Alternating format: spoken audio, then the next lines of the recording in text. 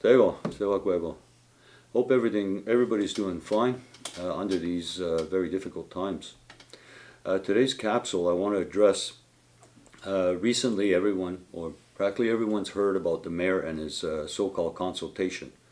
And I want to speak to you about the possible legal action that will come through from this. So first of all, the mayor, as we know, wants to designate 170 acres of Mr. Galin's purchase title lands in the Pines and designate it under his heritage, under the municipal heritage, when we know full well that this is our heritage. He has no right to do this. We already had an agreement with Mr. Galin, an agreement in principle that he was not going to sell those lands to anyone else but reserve them so that we can repatriate them at some point under the right mechanism. So Mr. Mayor went ahead and he panicked. He does not want the Mohawks to get control of any more land, and he'll do anything to stop us. Well, this isn't going to stop anything. The fact is that it's our heritage and we're going to defend it. And when you look at the consultation itself, Mr. Mayor made several remarks. One of the biggest insults was that he was lumping all of us in the same basket as all the citizens of Oka, saying that we were part of Oka. Sorry, but it's the other way around. We've been here for over 2,000 years, and if, like I've said before, if the Crown had respected its treaty promises under the Treaty of 1760, Oka Municipality and several others within our territory would not exist. We would still be deriving the benefits of the land as it was intended. So the legal action that will come out of this is going to point to several of these remarks. Another remark was that to reduce tensions, Oka should work in its sandbox and Kanesatake should work in its own sandbox. Well, my remark to him in the media is, well, my sandbox is 260 square miles wide. Where is your sandbox in all this? So there's the animosity starting again, the back and forth. And I'm going to try to do this as best as I can through the legal action I mentioned. Now, under Section 35 and Section 25 of the Constitution, Section 25 being the Charter of Rights and Freedoms, which states that this charter shall not derogate or abrogate any treaty or aboriginal rights or any future rights.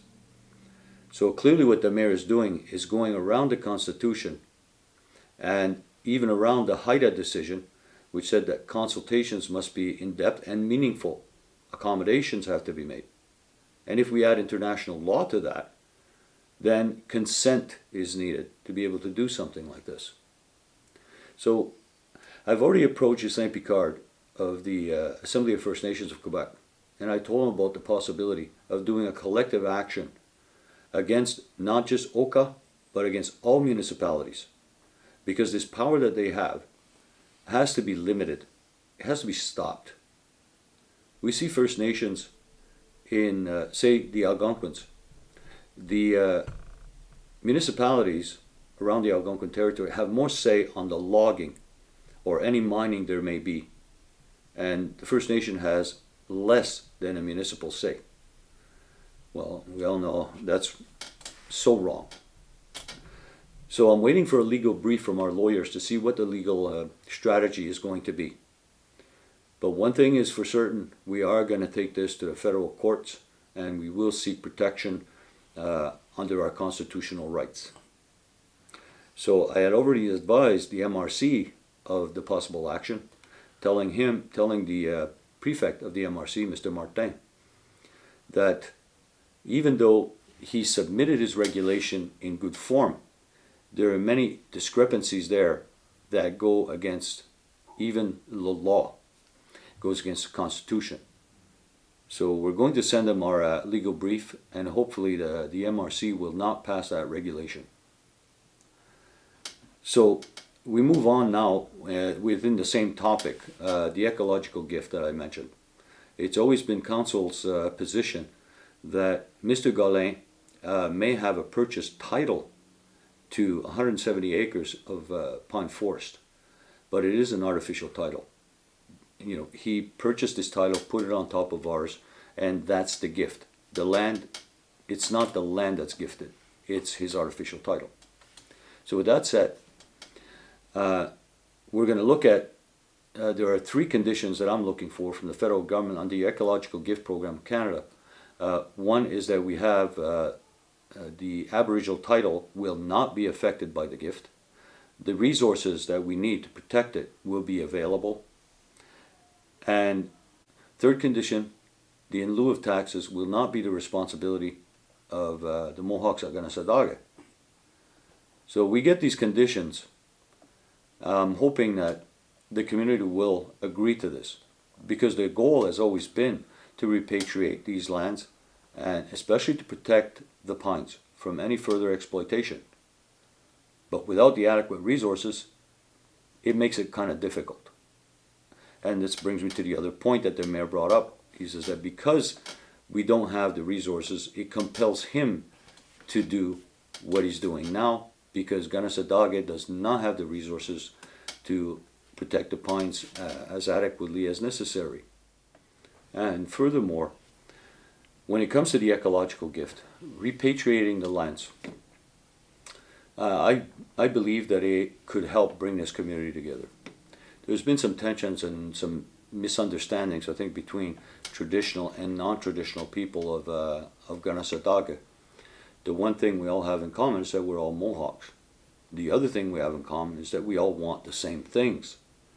Now, repatriating this land under the ecological gift, we can see us forming a committee where various parts of our territory come together to look at the policies that would need to be put in place to enhance the protection of the pines, managing any budgets that are coming in with our environment department and people of our community, looking at the pines and how best to protect it. So everyone would be involved in having a say at how this land is used and protected. What I'm hoping for is that once these conditions are met, despite what the Mayor of Oka is doing, that we move on with the ecological gift. And I'm hoping that soon we'll be able to put this to a vote once you've had all the information and understand what it is we're going to be doing to try to protect the pines. So we'll stay tuned for that. And another thing that is kind of related to all this is Quebec's Natural Resources Department. I just got an email today that they want to begin a consultation about public lands within the territory of Quebec. Now we know where a lot of these so-called public lands are unceded First Nation lands. So if they're going to do this, Quebec again had better follow its constitutional obligations and under the Haida decision and even international law. So I'm going to be working on that too, invoking our treaty rights and the Constitution and several articles of international law that protect our rights under treaty. So I'll be working on that in the next few days. So the political work, despite the COVID, besides other problems that we're facing, is not stopping me from working and protecting your rights. I'm going to do everything possible within my power to move our files forward for the benefit of all. So appreciate your attention. Stay safe. Niawenhkó. Ona.